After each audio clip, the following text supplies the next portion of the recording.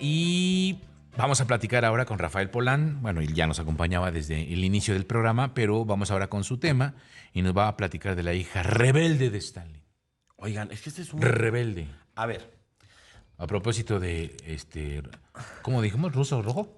De Moscú Rojo y Anaí. oigan, aprovechando que está el maestro Trueba también, hablando de Moscú Rojo, que el maestro Trueba no lo dice, pero sabe mucho de comunismo. Yo hasta sospecho que ha de haber sido así como marxista, leninista, ¿En algún momento? stalinista. Por supuesto, pues yo Esa soy de juventud. esa generación que la universidad era marxismo, mañana, tarde y modo. Pues sí. O sea, no, pero ya el comunismo lo estudiaste después, ¿no? No, en la universidad. Pues yo entré a la universidad a finales de los 70. No, pues la mera época. Pues todavía no caía el muro de Berlín, todavía había guerrilla en Centroamérica. De los sandinistas parecían decentes. Tú dirás cómo era el mundo. Sí, Oigan, claro. pues bueno, a ver, yo sé que, a ver, ya no es el mismo mundo, sin embargo, imagínense ustedes que haya dos países que son superpotencias, que hay un conflicto no abierto, pero hay un conflicto, y de pronto un día llega una mujer a la embajada de Estados Unidos en la India. Está hablando del 68, ¿eh? Y dice, oigan, vengo a solicitar asilo político porque ya no quiero volver a Rusia. Le dicen, oiga, señora, pues si no son enchiladas, no podemos. Imagínense cuántas veces nos piden esto. Además, estamos a punto de abrir un consulado, ¿no? O sea, ambas naciones estamos la posibilidad de abrir consulados. No podemos hacer esto. Y dice esta mujer, bueno, es que mi apellido es Stalin, Svetlana Stalin. Permítame tantito, déjele hablo al mero mero. Y ahí cambia la historia. Porque probablemente fue el peor momento para que ella llegara a pedir... A ver, el peor momento sociopolítico.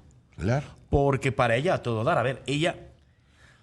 A ver, sabemos mucho de la vida de ella. Sabemos que era la hija rebelde, como bien decías, Emilio. Pero también yo creo que no era fácil ser la hija de Stalin.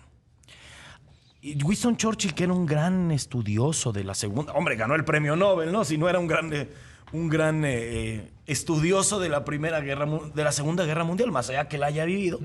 Estas crónicas que él hace donde cuenta la Segunda Guerra Mundial, bueno, son una joya. Pero Churchill dice que a él le daba la impresión de que había mucho teatro en Rusia. Que en una ocasión él va a visitar a Stalin. Y Stalin, que era un hombre, a ver, para ponernos en contexto, Stalin es un hombre que gana la Segunda Guerra Mundial, porque los rusos son los que ponen a los muertos. Gana la Segunda Guerra Mundial con esta premisa de ni un paso atrás, ¿no? Oiga, señor Stalin, fíjese que perdimos la batalla, y ya, perdimos el pueblo. No se me preocupe. Ahorita lo voy a mandar a usted, a su familia, a sus hijos, a su abuelito, a su papá al campo de concentración. Usted me lo voy a fusilar.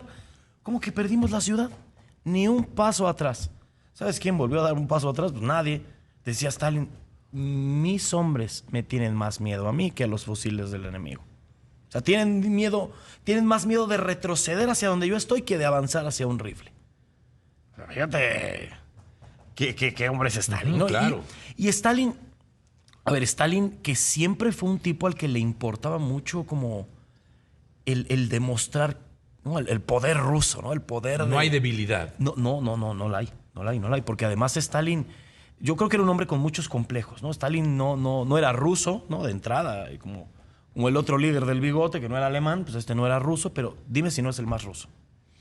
Sí. Stalin era pero el más ruso. Y era, que dicen como era más Más ruso. religioso que el Papa, como dicen así. Ándale, Mira, más papista bueno, que el más papista. Papa. Incluso, fíjate cómo Stalin siempre buscó el reconocimiento. Y ahora vamos a la hija, ¿eh? A mí me gusta mucho una anécdota de Stalin donde cuando va con la mamá que la manda a vivir a uno de los palacios que contaba Trueba de los zares, que están todos vacíos, y los ocupan los miembros del Politburó, ¿no? De estos, los del Partido Comunista Soviético. Le pregunta a la mamá de Stalin, hijo, ¿y qué haces, ¿A qué te dedicas? Y como Stalin no sabe cómo explicarle qué hace, le dice, mamá, ¿te acuerdas del zar? Ah, sí, cómo no, el señor Nicolás II. Pues yo soy como el zar. Yo quería que fuera sacerdote. Imagínate tú. Entonces, Stalin siempre, a mí me parece, yo no sé si estés de acuerdo, que siempre va a ser un hombre que que va a luchar mucho para que lo tomen en cuenta. Desde su infancia, desde el Partido Comunista. Hablábamos del nombre, ¿no? Que incluso esto de los apodos, Trueba, ¿cómo le decían? Colla, ¿no? Colla le decían. Es un hombre que pasa por muchos como sobrenombres, que hay una búsqueda de identidad, que tampoco es tan psicológico el asunto, porque, a ver, muchos de estos revolucionarios que viven en el exilio, pues adoptan otros nombres. Lenin, por ejemplo. Trotsky, ¿no? Que Trotsky se llamaba así por el tipo que lo torturó en la cárcel, imagínate tú. Pero bueno, ¿qué pasa con la hija? Bueno, este hombre terrible, de pronto pues tiene una hija que Churchill dice, yo veía que era su adoración. De pronto en las reuniones entraba la hija corriendo con un timing increíble. O sea, Churchill incluso dice, no hombre, esta no me la creo, parece un teatro. Como si se quisiera presentar como un humano, decía Churchill. No este hombre terrible que vemos en las noticias, en los periódicos, que además tú hablabas con este señor.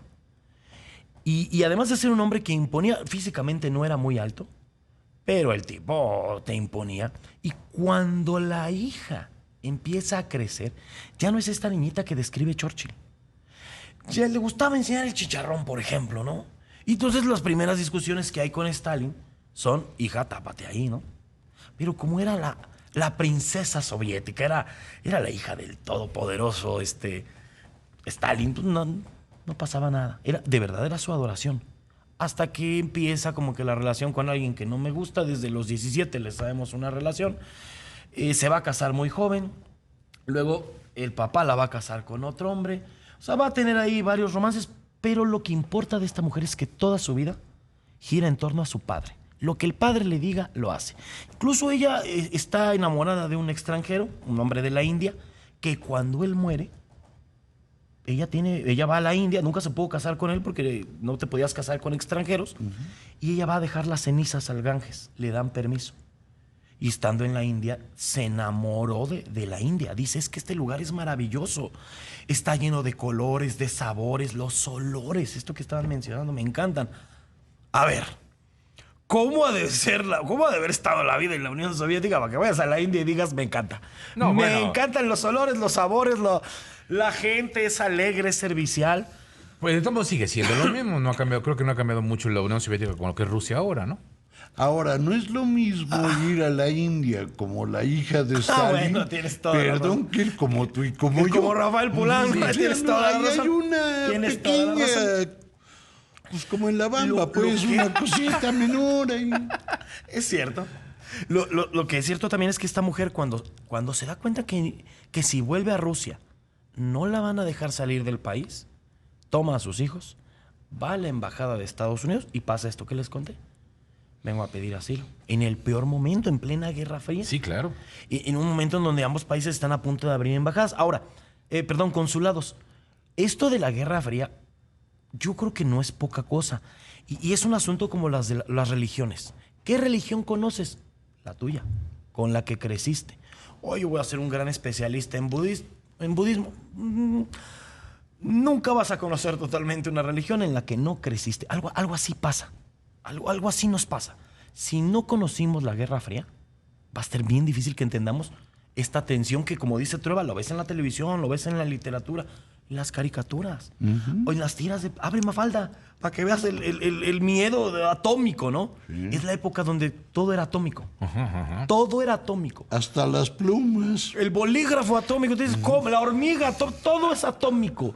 Todo es atómico. Entonces, la verdad es que es una época que solo la gente que la vivió, o como todas las épocas, la puede entender completamente. Y en esta época la gente, a ver, todo lo que pasaba en Rusia era de un hermetismo terrible, ¿eh? Todo. Pero cuando te digo todo, es todo. Todo estaba lleno de rumores. ¿Qué pasará? Vamos a trasladar la situación que vivió la hija de Stalin a esta época. Imagínense ustedes el escándalo que un día llega una mujer y dice, soy la hija del presidente de Rusia, quiero asilo político. Y a los años publica un libro donde cuenta La historia de su todos papá. los secretos del papá. Imagínate tú. Stalin no la vuelve a perdonar. O no le vuelve a hablar, ¿o sí, Trueba? No. Jamás. No, ¿cómo? Imagínate, era su adoración. Y bueno, al final termina viviendo, la esconden en Suiza un tiempo, logra entrar a Estados Unidos y luego se acabó. Conforme se va a ir abriendo la Unión Soviética, empieza a haber una fascinación por la figura de de la hija de Stalin. Yo les quiero recomendar, obviamente, además del libro de ella, hay un libro que se llama La corte del zar rojo. Sí, No sé publicado si lo has- por Crítica. Pues lo iba a recomendar, pero que lo recomiende el maestro Es un de maestros. librazo. Es de una, no me acuerdo el nombre de pila, pero el apellido de la autora es Fitzpatrick. Y ella es quizá una de las mejores historiadoras de la época. Tiene un libro sobre la vida cotidiana en Moscú en aquella época. Tiene uno más sobre el terror rojo. Le ha dedicado su vida entera. Es una historiadora buenísima. Vale la pena, de verdad. ¿Cómo se llama el libro? La corte del zar Zar rojo. rojo. Ok, para que... Para complementar la historia. Y ahí viene parte de la historia de... A ver, esta, viene ¿o? sobre todo parte de lo que cuenta Trueba, cómo era el mundo alrededor de Stalin. Estos viajes, la Molotov, cómo eran las interacciones, estas anécdotas que cuenta, ¿no? Cuando se llevan a que la esposa de Molotov se la llevan a un campo, a un gulag. Sí, y Entonces- regresa y pide, Y pregunta regresa. por Stalin para irlo a adorar. Después Stalin de ya había regresar, muerto, ¿eh? Aunque estaba muerto. Y dice, ¿cómo está el camarada Stalin? Imagínate, o sea, te mete a la cárcel y cuando ordenan que la saquen, ¿cómo está Stalin de salud? Supe que estaba enfermo. No, ya se murió. ¡Ay, bendito! No, llora, ¿Qué pasa? ¿Lloró? llora.